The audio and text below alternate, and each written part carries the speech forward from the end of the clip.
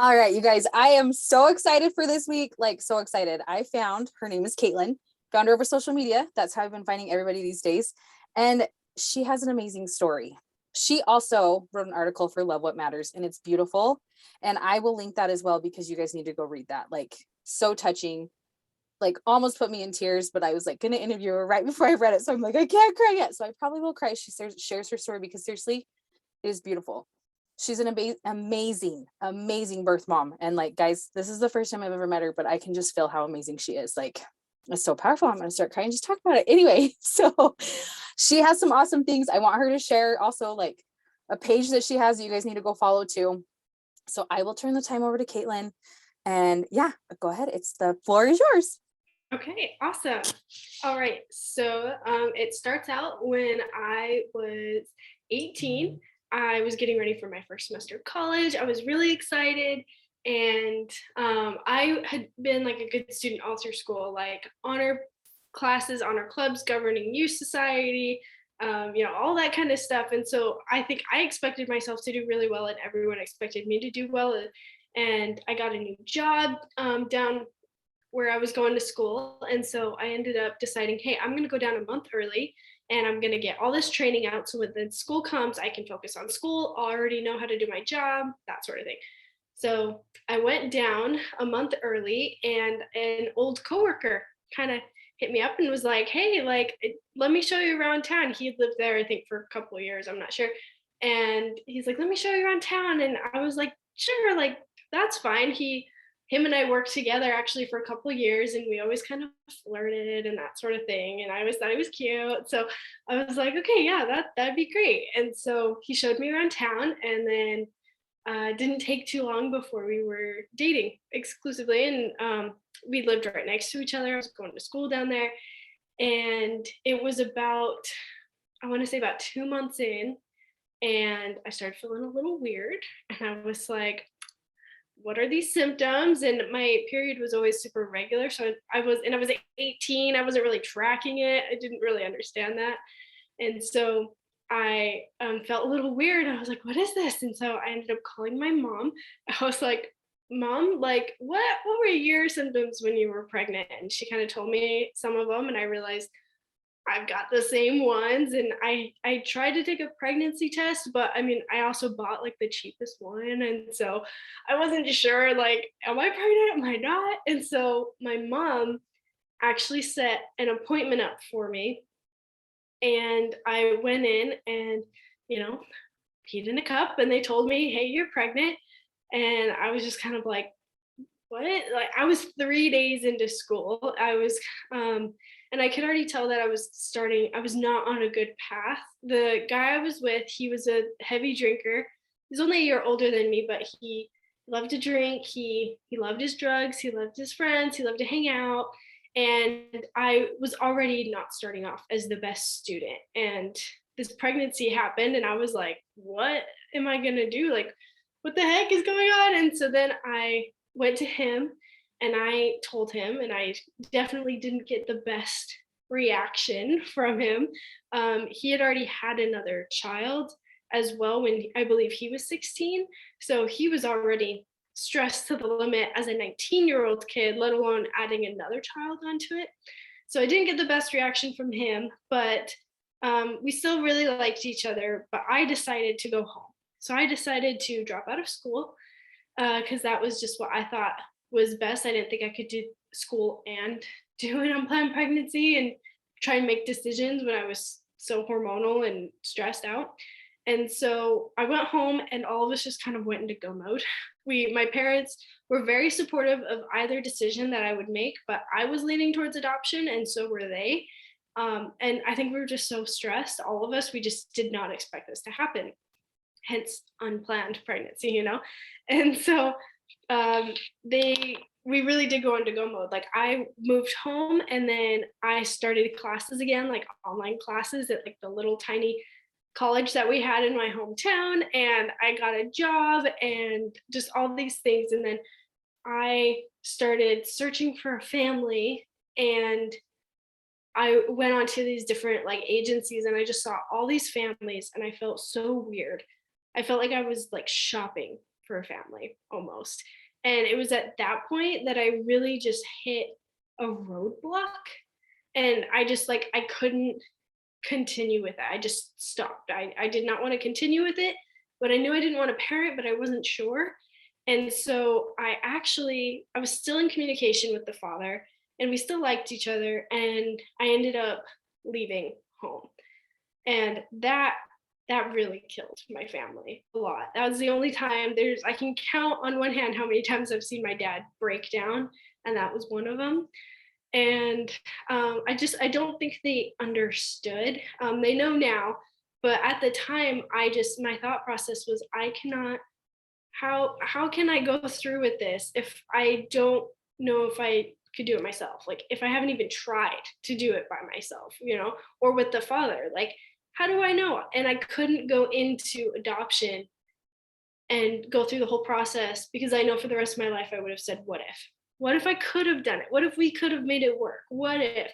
And yeah, it was really, that's kind of where I was stuck. And so they even called my religious leader over to come talk to me before I left. And I remember saying to him, I was like, I'm going to be back. I will be back. And it's just so weird because, a lot of people would have been like, well, if you already knew, why didn't you just stay? But it was just that mindset of like, I, I have to know. I have to know because I can't go through this whole process without knowing. So I went back, and it was just bad from the start. It was just, I moved in with him. I had two jobs at the time. I was sleeping until 1 o'clock. I wasn't eating. I did not take care of myself. And I think I had a hint of depression. I was never diagnosed with anything, but looking back, I mean, I was sleeping until 1 o'clock and didn't really want to have a social life and wasn't taking care of myself. Like, pretty sure I was going through something. And he just he wasn't good. He didn't commit to it like he said he would. There would be late nights where he would party just outside my room. Cops would just come to the house. He'd be drinking and all this kind of stuff. And I was just like, this is not a good situation. But I stayed because I was like, maybe he's just getting all the partying out before the baby comes. And then the next week came along, and he was going to be able to have his son for the weekend.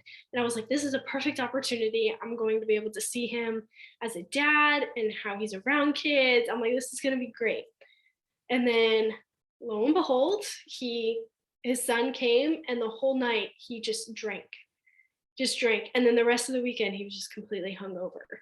And I ended up taking care of his child along with his aunt and uncles, and he was hungover all day. I don't think he really spent any time with his son. And even then, it was not like a light bulb moment for me yet.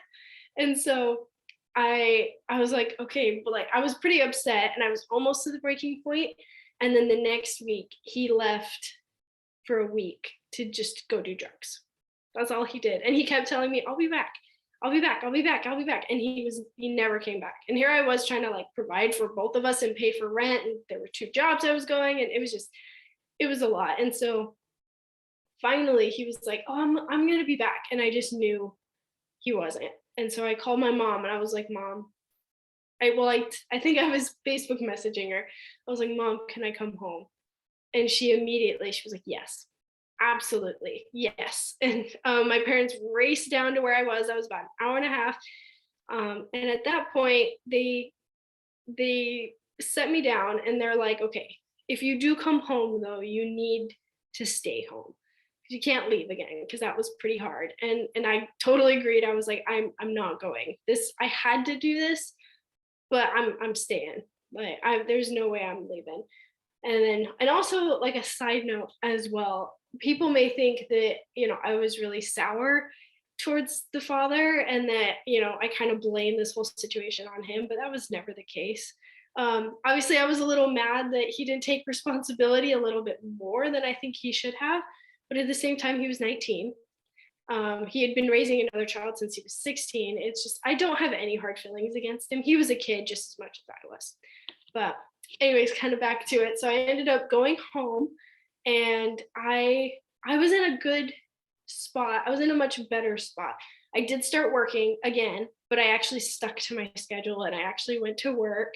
And it was good because my phone had actually broke right before I went back home, and I deleted all my social media because I lived in a really small town, and I was just like, this is it. I'm not going to deal with anyone. There's already going to be a lot going on. So I'm just going to delete everything. And so, but he still had a way to get a hold of me if he wanted to make an effort. So legally, we were fine in that aspect. But um, we got to a point where I was okay. I was starting to look for families because I was like, okay, I'm about 4 or 5 months along. I need to start this process. And my mom had a coworker who came up to her and he's like, hey, my wife and I, we just realized we were pregnant and all of our kids are grown. They're like 10 years apart. So we were looking to adopt so that this child had someone to be raised with. And my mom told me, and we both kind of like, we were like, that's a little too close to home, you know. And we had a couple other people reach out, and we were like, it's too close to home.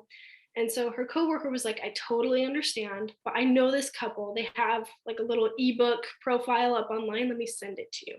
So he sent it to my mom, and we opened it up that night, and it was just that moment. It was just that moment. We were just flipping through it. We were seeing their family and their traditions. And then at the very end, there was this picture, and it was on a railroad track, and they were in the back holding hands, and they were blurred out. And in front of them was a sign that just said, waiting for you. And it had a pair of blue shoes and it had a pair of pink shoes.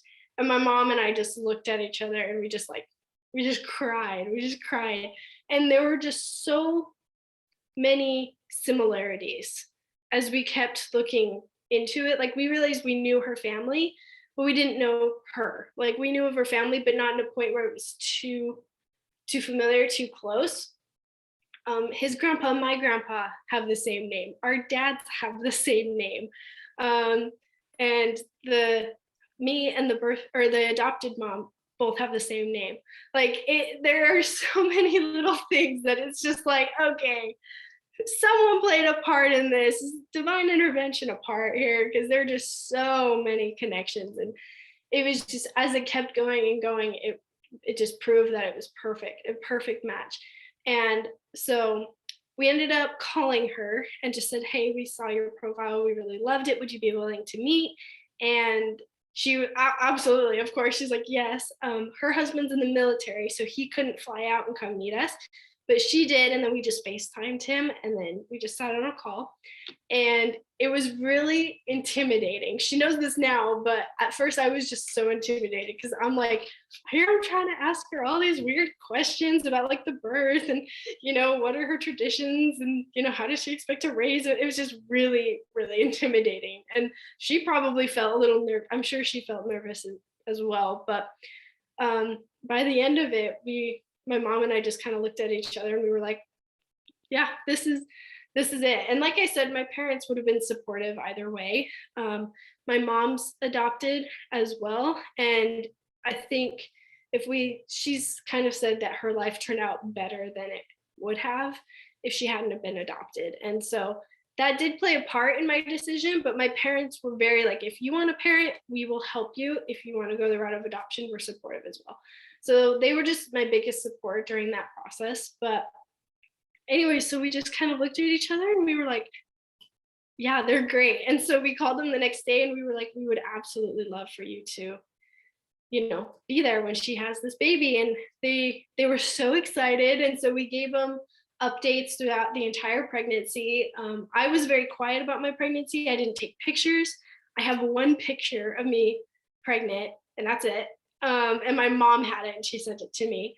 And the rest of my pictures, you'll see that I have always something in front of me, like a pillow, or I didn't want anyone to know. But we would send them picture updates. They sent an ultrasound out for like their Christmas announcement. It was really sweet. They're just amazing. And so it went on and the pregnancy was good, baby was healthy. And then she actually flew out a month before due date, just in case, you know, you never know when the baby's actually going to come. So she flew out, and then my due date was April 17th. And I went in for just that checkup every week, and they measured and things were a little bit off. And so they called me and they're like, hey, we're actually going to induce you April 11th. I was like, okay, like already kind of hit in the face with like, I thought I had more time with this baby. It was finally starting to hit that like, I'm not going to have this baby with me anymore. And it had finally gotten to the point where, I could feel him kick. I could feel the little flutters and I could like, he was there and I could feel his personality and his spirit. And I realized like, this is going to be gone. This, and I thought I had more time and I was kind of freaking out. And then they called again and they said, we had another specialist look. We're actually going to induce you tomorrow. And we were all just kind of in shock. But I immediately called Kaytlin and I was just like, hey, you need to call your husband right now. You need to get him off base because he wasn't able to come. We're like, you have to get him here now. I'm being induced tomorrow morning. And so it was a really crazy situation of trying to get him here and me being induced. And but it all worked out. So I ended up going into labor and induced, and I was in labor for about 36 hours. And then I pushed for another 2. And I think it's because he was waiting for his dad, because his dad got there 10 minutes after he was born. So I 100% think it's just because he was waiting for his dad. If I ever meet him in the future, I'll probably give him a hard time about it, but that's okay. It's okay. But they were so sweet. So he came and he's just this little guy. He was so hairy. He's gonna probably listen to this in a couple of years and be so mad that I said that. But he was just this little hairy baby. And so much hair. His whole back was covered. It was the sweetest thing. It was so cute. And I had Kaytlin hold him first because I realized she couldn't ever have kids. And so I realized that she would never be able to have that opportunity. And so I wanted to make sure she had that because I knew I would have that in the future with my own children. And so she held him first, and then I held him. And then I think my mom held him while I was getting all cleaned up and stitched up and that sort of thing. And then his dad came in and they were so sweet. And I can't tell you how much I love that family because they're just the most amazing people. But we spent a couple days because he was born the day before my birthday. And so my parents and I didn't want to remember my birthday as the day I said goodbye. And so we did stay an extra day in the hospital. And during that whole time, I mean, he was never put down, ever, ever. Like someone was always holding him, someone always had him near. And he was just loved by everybody. And all my family, all my siblings got to hold him. My grandparents even came. The staff was amazing considering the situation. They were great. And then his family was there and they're just great. I love them. But they actually gave me just a big basket of just all this stuff. And people will say it was like a bribe, but it really wasn't. It was just them just showing their gratefulness. And it was this beautiful, beautiful quilt, which I still have. And it says something along the lines of, we love you to the moon and back and deeper than the ocean seas or floors. Something, it's really beautiful. And I don't take it out very often because I don't want it to get ruined.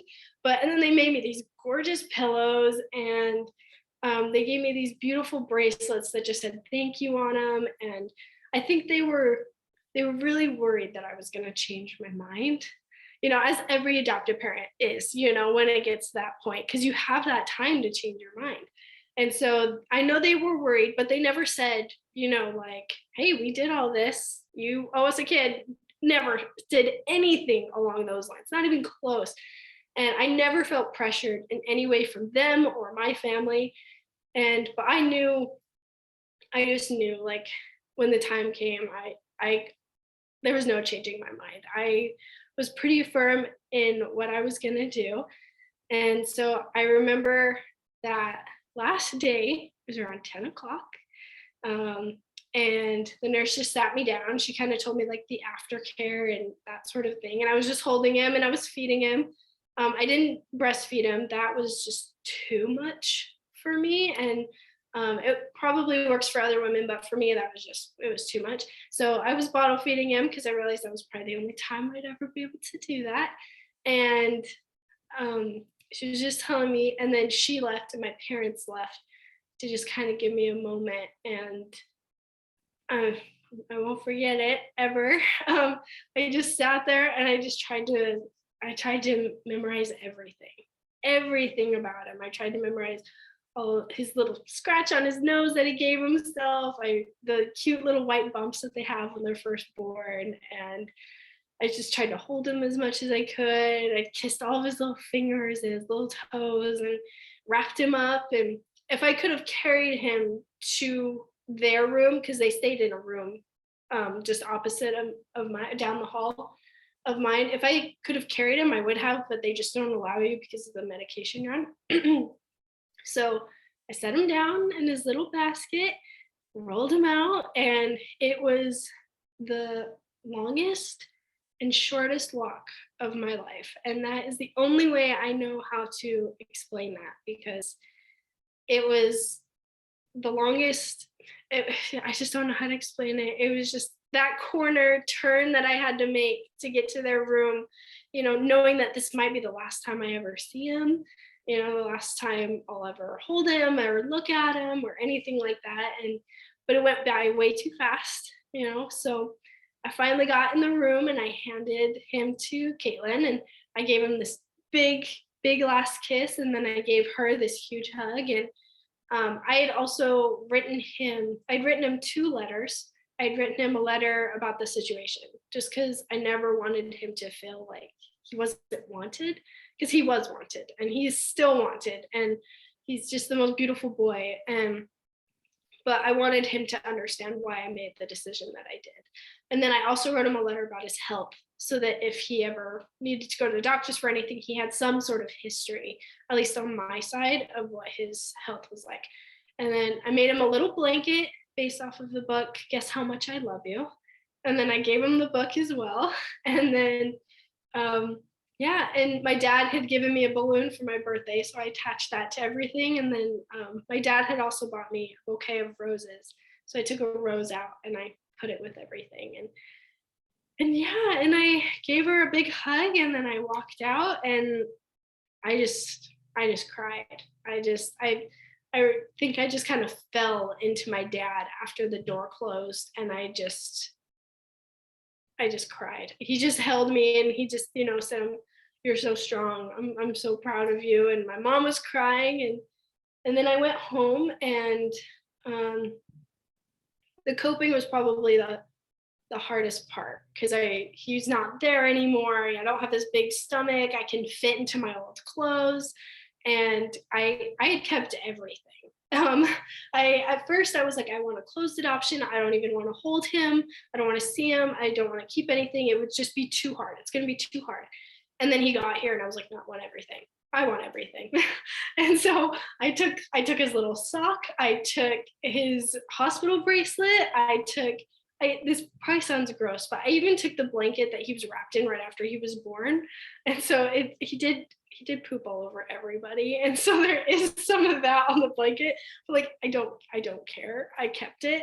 And this little hat, like his first binky that he used, which was obviously way too big, but everything, I kept everything, and I put it in a little box, and I put it in my room. And that was the hardest part, is I got home and I couldn't walk into my room without breaking down. I couldn't do it. And I would just see that box and I would just cry. I couldn't even pass the door into my room. And so I ended up actually sleeping with my mom for about a week, because I couldn't handle going in there.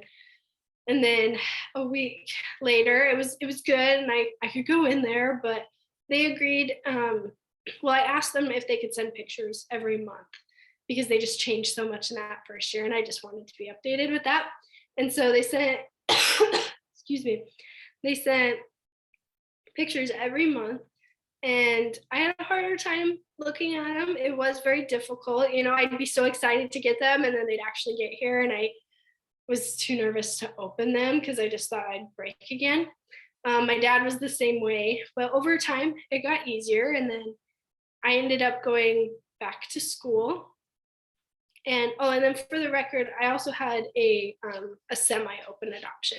So they would have been open to an open adoption 100%, but I wanted a semi-open adoption. I just didn't want any confusion or overstepping or anything like that.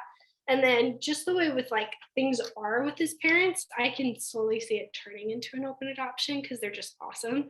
He knows who I am. He asks for my pictures all the time, which I didn't know until recently. So recently I didn't think he knew who I was at all. And then she told me, like, yeah, he asks for your pictures. And I was like, I didn't know he knew who I was. Like, it's very sweet. And his brother is adopted as well. And they're just thick as thieves. They were meant to be brothers. They are just, oh, they're perfect. They're just so fun. And I love getting all their videos and pictures. Um, but yeah, life kind of went back to normal. I went to school. I went to BYU, Idaho. And the last day that I remember having the hardest time with, it was October 30th.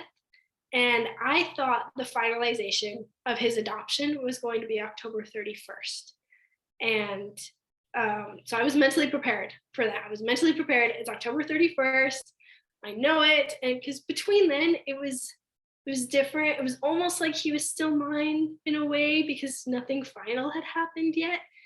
And then not that I would like ever try to, get him back. It was just that little like, nothing's finalized yet. And then I got on my phone October 30th and I saw a picture of them and realized that the finalization had been that day. And I was just not mentally prepared. And I was living with 5 other girls at the time. And so I just went into one of the small little bathrooms and I think I just cried for like an hour. And it was one of those like really ugly cries, the deep one that just hits you in your chest, that just you can't stop and you want to stop and you can't catch your breath because you're just crying. And that's the one and only time I've cried that hard because I just was not mentally prepared for that finalization to be that day. But after that, I was okay. I was okay. His birthday came up, and there are still moments to this day when I still get sad. I'll hear a song that came out around the time he was born that reminds me of him, or I'll see cute pictures, or first day of school and things that I wish I could be a part of, but no, it's okay that I'm not. And so there are still obviously hard days, but I'm in a place now where I'm a lot healthier mentally about my decision. And I never regretted my decision, like never regretted it, but I mean, it's still hard. And so, but yeah, I wish I had dived right into therapy after my adoption, but I didn't. And I wish I had, because there's a lot of things there's a lot of turns and twists, all like good, but I feel like my life would have been a lot better and healthier, and I would have made different decisions, dating wise and people wise and sharing my experience wise, had I been able to cope with it. But yeah, that's my story. No, and it's beautiful. I mean, you probably saw me cry. Like, it's like you are seriously, like, for being 18 and at the time incredibly mature. And how you said, like, no, I'm serious, because like you said, you had no ill will feelings towards the father. A lot of people would have, and a lot of people on the outside probably had feelings like that towards him that knew Yeah, you I and know my loved dad you. didn't like him for Correct. quite some time. And your parents are like what every single, like, I got emotional over that. Every single parent needs to be like they are so loving. And this happened, and there's unfortunately kids out there this happens to, and they don't have parents like that. So I was just like, oh my gosh, her parents are so amazing. Like, your mom was just like, yes, you're ours, be home, do this, we're here, we're to support you, whatever you want to do. It's beautiful Yeah, and we were great. amazing. And I love that. And I feel like having that structure for you just made things, I mean, not that they were easy, but just having people there to love you and embrace you for That who extra you were. support, yeah, Correct. that Yeah. was so helpful. And and I don't get the aspect of like the open and semi-adult, because I'm an international adoptee, so like obviously there was like really Yeah. nothing there. even though I found my birth family now and I have that open door. But I personally love the way that open adoption has gone more recently. And I feel like it's with adoptees now versus my age, because like I'm in my 30s and a lot of them were closed. Mhm. And so, but I know a lot of adoptees wouldn't like open adoptions. And I get that because sometimes it could be hard, kind of like when you were expressing, you know, confusion and this, and you don't want to step on Yeah. toes.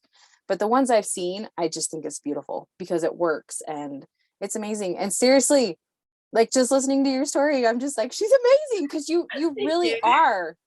It's just like what your dad said when he embraced you. It's like how strong you are, because to be 18 and to make that decision, and now my nose is running because I was bawling while you while you were I'm losing sharing my your story. voice, so it's okay. But like, it's seriously so beautiful and I love it. And I have mad respect for birth moms. I know a lot in the adoption community. They're like, listen to adult adoptees right now so we can learn from them, Mhm. like with adoptive parents. But I also feel like birth mom stories, they're some of my favorites because then I can get a greater, like, Perspective. correct from my birth mom. Like, I know her, she speaks Spanish, she's very closed about things. Mhm. Because my story is very unique. I'm smack dab in the middle of 7 kids. Oh, So like, wow. yeah, and they're all still with her. I'm the only one that was given up for adoption. And so, but I love hearing stories like this from birth moms because your story helps put a piece of the puzzle back together, like for me, like, because I don't know, I just have such a like mad respect because even being a mom and carrying my own children, like I can't even fathom. And that like was kind of my first thing, like when I got pregnant, it's like I can't even imagine doing what my birth mom did. Like it's amazing. Like it really is like the huge sacrifice and all the love. And that's all I could feel like with your whole family and everybody around you, just so much love. And you have that for your little guy. And I just And you can't like explain it either. Like I've tried to explain to people the love you have for a child, and you just can't. There's just no way to explain it. It's not the same way you love your sisters or your mom. It's just and it's just there. yeah. You can't not have it either. I don't know how to explain it, but yeah, that's the and there's this quote that I love, and it says, "Had I loved him 1 ounce less, he would still be with me." And Yeah. that's just that quote really helped me because I was like, it's true. If I had loved him any less, I would have kept him and probably he would have been exposed to some really horrible situations. But I feel like because I loved him so much, I wanted to give him something that I couldn't provide at the time. No, and that's powerful. I think that quote is incredibly powerful.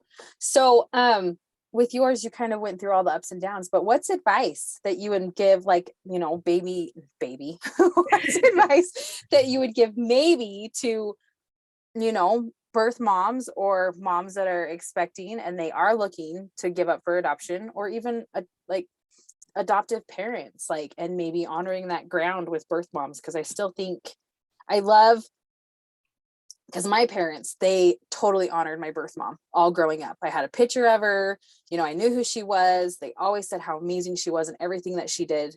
Like, you know, and again, with my parents, they had 4 biological children of their own, and then they Yeah, had me. So like, you know, for me, I'm kind of like, well, you know, anyway, but what's some advice you would give both groups there? man. I would tell birth mothers to do their research while they're pregnant and after. Like, know what you're getting, not what you're getting into, that sounds bad, but like, know what an adoption process looks like. Talk to someone about it. Like, and then also, like, don't be afraid to consider your options. Like, if I parent, this is what it will be like. If I place for adoption, this is what it will be like. Like, there's nothing wrong with kind of seeing both sides of it. And so because I'm just so glad that people are more willing to be open now. Because just, I mean, even 20 years ago, everything was closed. And that is just so mentally damaging. And so I would just tell birth mothers to just do their research, make sure you know what the process looks like, make sure you understand it. And then I would also really advise counseling. There is nothing wrong with therapy. Adoption, whether it's good or bad, like whether you had a good one or bad one, it's still traumatic. It's a very traumatic experience. And there's nothing wrong with going to counseling or therapy for something like that. And I'm so thankful that my school offered free counseling, because otherwise I don't think I would have gone. And it's that counseling that honestly helped me find the right person for me. Because before I went to counseling, I'd have guys that I would date and they would be like, oh, well, I forgive you, but let's not tell anyone. Or they would be like, oh, well, do you still think about the father? Like, are you still in love with him? And I'm like, it was like 3 years ago. Like, excuse me. But yeah, things like that where it's like, oh, okay, well, I know, but let's not tell anybody, like it's just, oh, and I had one like just straight out tell me, like, oh, that's a lot of baggage. You're kind of damaged goods. I was like, you're not right for me. But I accepted a lot of those for a long time because I had never, I mean, I was being open about my experience and telling these guys, like, I have a child, and he could be a part of my life one day. So if you're with me, you're going to have to accept that. And so when they're like, we need to be shush about it, I was like, okay, yeah, yeah. And then I went to counseling and I was like, I'm not gonna be shush about it.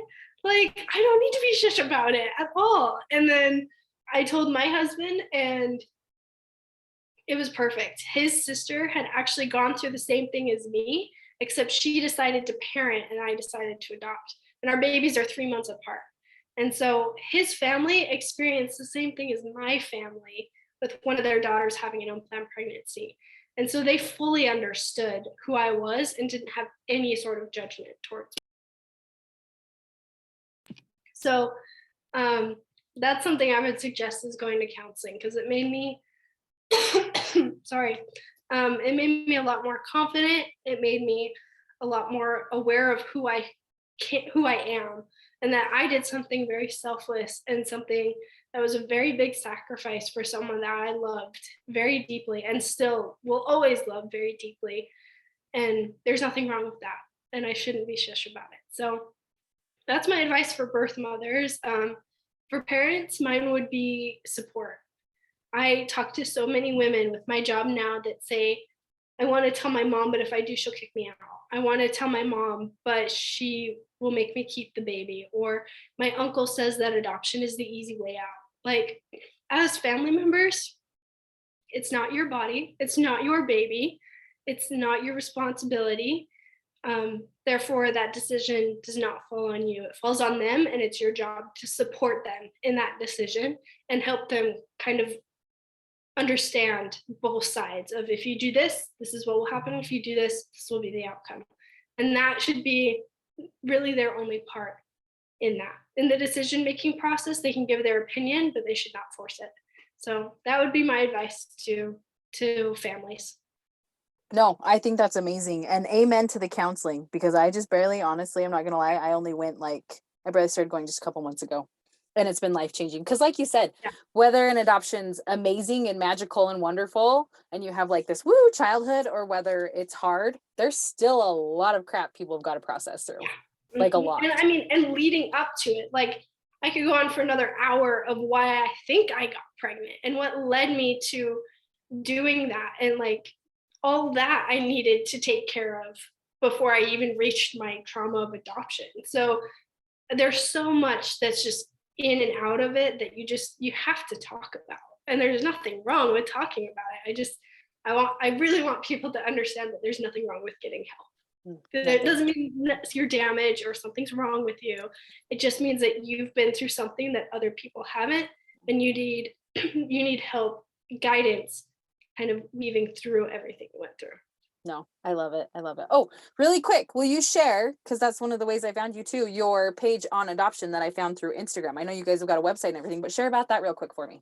Yeah, so I work for adoption.com, and I work with the social media manager. She's really awesome, but I decided to start my own page called Kaytlin's Corner, and just for birth moms and anyone who wants to follow, and women who are expecting, or anyone who wants to follow.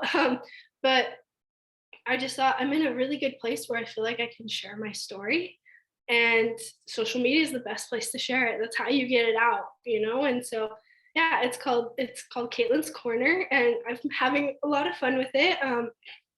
It's new. reels take so much more time than I thought. Praise to the people who do social media for a living, because I don't think I could. But it's really fun. And I hope to keep growing it just to get that reach out more, because I feel like it's not something that's talked about enough, because birth mothers used to be very hush. We don't talk about them. That's disgraceful. We don't mention them. But it should be more of kind of like what your parents did, where they kind of just they praised your mom, and they made her this, not this horrible person, but this person who did something very selfless for their child. And so I want to kind of get the word out with that page. But yeah, so that one's my own. And then I also help with the adoption.com page as well. Yeah, no, that's awesome. And I'll for sure tag your page, and then yeah, go follow her. You guys, like I said, I barely started following her and I found her, and like I just love you. I tell everybody this. I'm just like, I just love you. And when we meet in person, because I'm like determined to meet everybody in person, it's like just, and I'm a hugger. That's what I tell people, like, beware, I will hug you. But I seriously think you're amazing. And I love the mission that you're going on. And I love that people are taking their own parts of like where they're at in the adoption triad and rolling with it and helping others, because I think that's amazing. There's so many birth moms out there and that need you, like all those unexpected, pregnancies, those mamas, they need you, because I feel like there's a narrative I've seen that's starting to shift. Don't look down on people that get pregnant out of marriage. Like, don't. You don't know exactly what you said. Your body, you don't know their story. Stay the heck out of their business and just be there and support them, which I think is wonderful. And that's how it needs to be with everything. That's how it needs to be. Yes. Yeah. So anyway, but seriously, thank you so much for coming on and doing this with me. I so appreciate it. And I will make sure that I tag everything so everybody can go follow you and watch you, because you're amazing and wonderful. And I seriously appreciate you taking the time to do this with me. Thank you so much. Thanks for reaching out. I love sharing my story. So I'm not hush hush about it anymore. So no, that's great. It's amazing. Yeah, no, that's awesome.